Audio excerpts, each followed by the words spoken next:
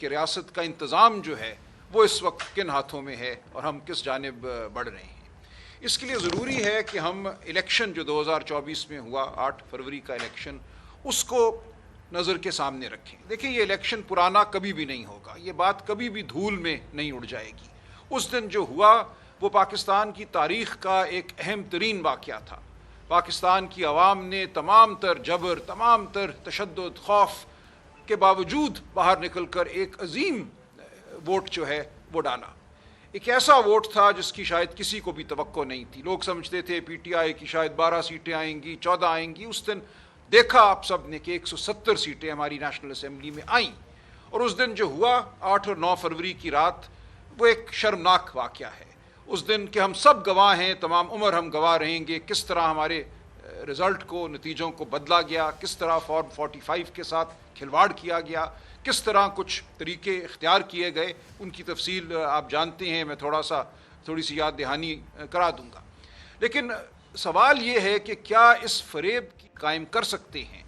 آج ہم روز سنتے ہیں کہ معیشت کے لیے کوئی پلان بنایا جا رہا ہے، کبھی کوئی پروفیسر ڈرکان صاحب آتے ہیں، پھر ان کا پلان مسترد ہو جاتا ہے، پھر کہا جاتا ہے کہ اب کسی اور سمت ہم چلیں گے، ڈار صاحب کوئی نیا نسخہ نکال کر لائیں گے جس سے ملک جو ہے ترقی والی ہے۔ فریب کی بنیاد پر کھڑی عمارت جو ہے وہ اس نے ڈھیر ہونا ہی ہے، اس نے زمین بوس ہونا ہی ہے۔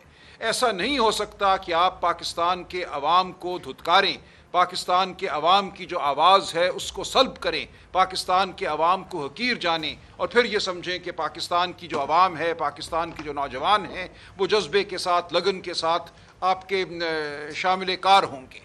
اس وقت تمام جو ہمارے سامنے آ رہے ہیں اعداد و شمار، پاکستان سے نکلنے والے لوگوں کی تعداد تاریخی سطح پہ سب سے زیادہ ہے۔ پاکستان آج دنیا کے ان 2-3 ممالک میں ہے اوپر سے جہاں سے لوگ باہر نکلنے کی کوشش کر رہے ہیں، ویزے لے رہے ہیں، غیر قانونی طریقوں سے باہر نکل رہے ہیں۔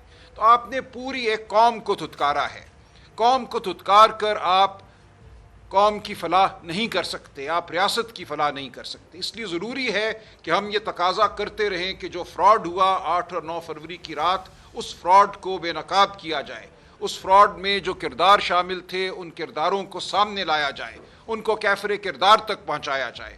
ہم خوش ہیں کہ ایک احتساب کا عمل یا خود احتسابی کا عمل شروع ہے۔ ہمیں کہا جاتا ہے کہ کسی کو نہیں چھوڑا جائے گا، لیکن ہمیں یقین تب آئے گا جب اس دن فراڈ کرنے والوں کو کٹہرے میں لایا جائے گا، تاکہ ملک جو ہے، ریاست جو ہے، قوم جو ہے، ادارے جو ہیں یکسوئی کے ساتھ پاکستان کی فلاح، پاکستان کی ترقی کے لیے قدم بڑھا سکیں۔ ہم سب اکٹھے ہیں۔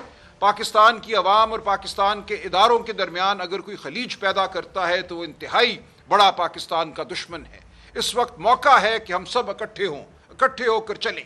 لیکن یہ تب ہی ممکن ہے جب آپ اس فراڈ کو ختم کریں گے، جب آپ عوام کے نمائندوں کو مانیں گے کہ عوام کا نمائندہ کون ہے اور کون نہیں ہے، جب آپ 16 سیٹوں والی پارٹی کو اقتدار نہیں دیں گے، آپ 16 سیٹوں والی پارٹی کو 2/3 اکثریت دینے کی کوشش نہیں کریں گے۔ جو کچھ اس وقت ہو رہا ہے وہ شرمناک ہے۔ دیکھیں، میں اگر اپنے حلقے کی بات کروں، لاہور کا حلقہ NA 128، اس حوالے سے بہت سی رپورٹیں سامنے آئی ہیں۔ حالیہ دنوں میں پتن فاؤنڈیشن کے سرور باری صاحب نے ایک رپورٹ شائع کی ہے، ٹی وی پہ بھی وہ آئے ہیں، اور جو ان کے اعداد و شمار ہیں میں تو خیر جانتا ہی تھا، وہ اب تمام قوم کے سامنے ہیں۔ اس حلقے میں 436 پولنگ سٹیشن تھے نیشنل اسمبلی کے۔ میں ان تمام پولنگ سٹیشنز پہ فارم 45 کے مطابق جیتا ہوں، لیکن کیا یہ گیا اس رات 170 پولنگ سٹیشنز پہ ووٹوں کی تعداد بڑھائی گئی اور ایک ہی مخصوص امیدوار کے حق میں بڑھائی گئی، جس کا نتیجہ یہ ہوا کہ 170 پولنگ سٹیشن اس حلقے کے ایسے ہیں جہاں ٹرن آؤٹ یعنی کہ تناسب ووٹروں کا 90% سے تجاوز کر گیا ہے، اور انہی پولنگ سٹیشنوں پہ صوبائی اسمبلی کا جو تناسب ہے وہ وہی 40% یا اس سے کم ہے۔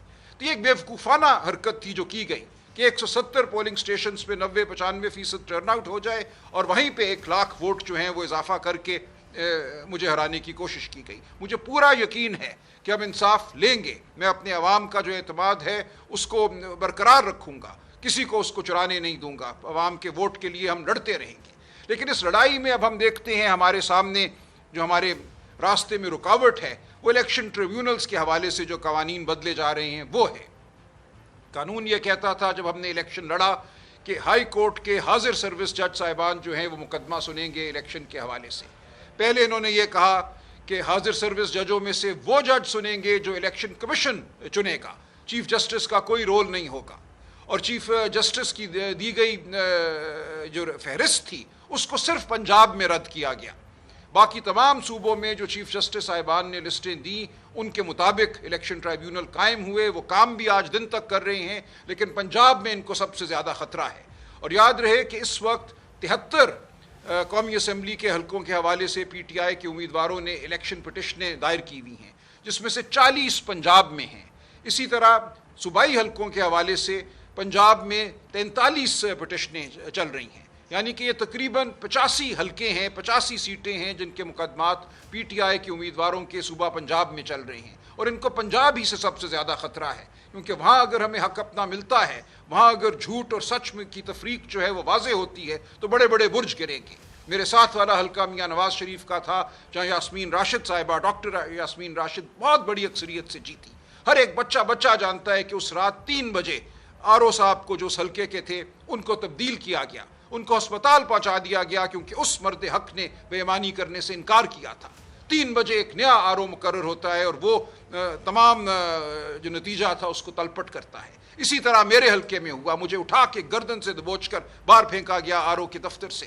میری اہلیہ میری الیکشن ایجنٹ تھی، ان کے ساتھ بھی یہی سلوک ہوا۔ کہاں ہیں شریعت کے ماننے والے، کہاں ہیں چار دیواری کا تقدس رکھنے والے؟ اس دن جو شرمناک واقعہ ہوا اس کا میں پیچھا تمام عمر کروں گا، میں نہیں چھوڑوں گا ان لوگوں کو جنہوں نے اس دن ہمارے ساتھ یہ بدسلوکی کی، اور میرے حلقے کے لاکھوں لوگوں نے جنہوں نے ووٹ دیا، میرا 1,60,000 ووٹ تو یہ مانتے ہیں۔ ان تمام ووٹروں کو میں کیا جواب دوں؟ آج بھی آتے ہیں، میرا گریبان تھامتے ہیں اور کہتے ہیں ہمارے ووٹ کا کیا ہوا؟ لہٰذا ہم لڑتے رہیں گے، اور آپ کے توسط ہم قوم کو یہ پیغام دیتے ہیں کہ ہم پاکستان کے وفادار ہیں، ہم آپ کے ووٹ کے وفادار ہیں، ہم پاکستان کو فلاح کی جانب لے جانے والی جماعت ہیں، ہمیں جو مرضی کوئی لیبل دے ایسا ہرگز نہیں ہے۔ کسی میز پہ آئیں، ہمارے ساتھ بیٹھیں، پاکستان کی فلاح کے لیے جو خواب ہم نے دیکھے ہیں ان خوابوں کو سنیے، ان کو عملی جامہ پہنانے کے لیے ہمارے ساتھ چلیے۔ اب ہمارے سامنے صورتحال پنجاب کے حوالے سے یہ ہے کہ الیکشن کمیشن سپریم کورٹ آیا اور پچھلے 2 ماہ سے تمام الیکشن ٹرائیبیونل جو پنجاب میں کام کر رہے تھے ان کو کام کرنے سے روک دیا گیا ہے۔ دیگر صوبوں میں مقدمات اپنے اختتام تک پہنچنے والے ہیں، لیکن پنجاب میں ابھی شروع کی سماعت جو ہے وہ بھی نہیں ہو پائی، اور آج پھر یہ تقاضا ہے کہ من پسند جو جج ہیں وہ لگانے کا حق الیکشن کمیشن کو دیا جائے۔ نہ صرف یہ، قانون کو مزید تبدیل کر کے یہ کہا گیا کہ ریٹائرڈ جج الیکشن کمیشن چن کر لگائے گا۔ ہمارا تو مقدمہ ہی الیکشن کمیشن کے خلاف ہے، ہمارا تو ملزم ہی الیکشن کمیشن ہے۔ آپ ہمارے ملزم کو یہ اختیار دے رہے ہیں کہ وہ مقدمہ چلائے، وہ جج کا تعین کرے، یہ ہرگز ہمیں قابل قبول نہیں ہوگا۔ ہم قانونی جنگ بھی لڑیں گے اور سیاسی جنگ بھی لڑیں گے اس حوالے سے۔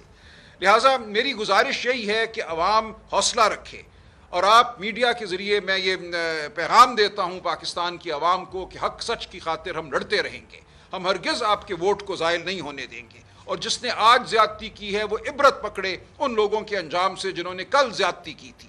وقت بدلتے دیر نہیں لگتی، حق اور سچ جو ہے بالآخر اس کی جیت ہوتی ہے، اور حق پہ ڈاکہ مارنے والا انشاءاللہ بے نقاب ہوگا۔ لہٰذا میں آپ سے توقع رکھوں گا، میڈیا سے، اپنے عوام سے، کہ ہم حق سچ کی خاطر کھڑے رہیں، ہم حق کی بات کریں۔ اس کا تعلق سیاست سے نہیں ہے، اس کا تعلق پی ٹی آئی سے نہیں ہے، اس کا تعلق ملک کی سلامتی سے ہے، ملک کے نظام سے ہے، نظام کی جو ساخت ہے اس سے ہے۔ ہم فریب پر اس ملک کو کھڑا نہیں کر سکتے۔ لہٰذا آپ آئیے، ہماری جد و جہد کا حصہ بنیے، پی ٹی آئی کی خاطر نہیں، پاکستان کی خاطر، پاکستان کی عوام کی خاطر۔